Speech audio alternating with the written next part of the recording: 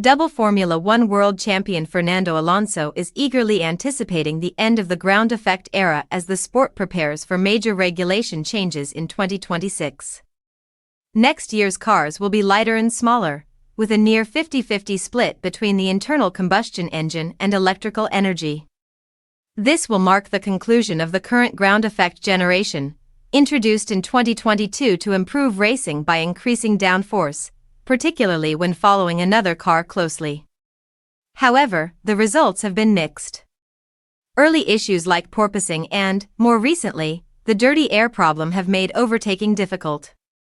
Alonso admitted he won't miss this generation of cars, though he acknowledged that sentiment may change once the slower 2026 cars arrive. Next year probably we will go slower and we will miss them when we drive the next cars, because we always want to be as fast as possible, Alonso said.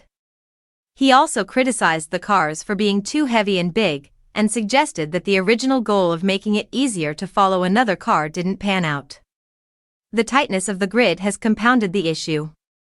In Brazil qualifying, less than a second separated the top 15 drivers, making it difficult to close gaps and overtake. Dirty air has intensified since 2022, evident in 15 of 21 Grands Prix this year being won from pole. Max Verstappen, who has dominated the ground effect era, echoed Alonso's perspective. "I won't miss these cars," the four-time world champion said. He noted that while the cars were good at first, extreme oversteer and understeer made them physically demanding. Verstappen added that the heavy, high downforce machines caused back and foot strain, comparing the experience to motocross in terms of physical challenge. Charles Leclerc has also voiced concerns about the next generation cars being less fun in the simulator, though George Russell expressed optimism. Russell sees the move towards smaller, lighter machines as positive, even if the current generation's speed will be missed.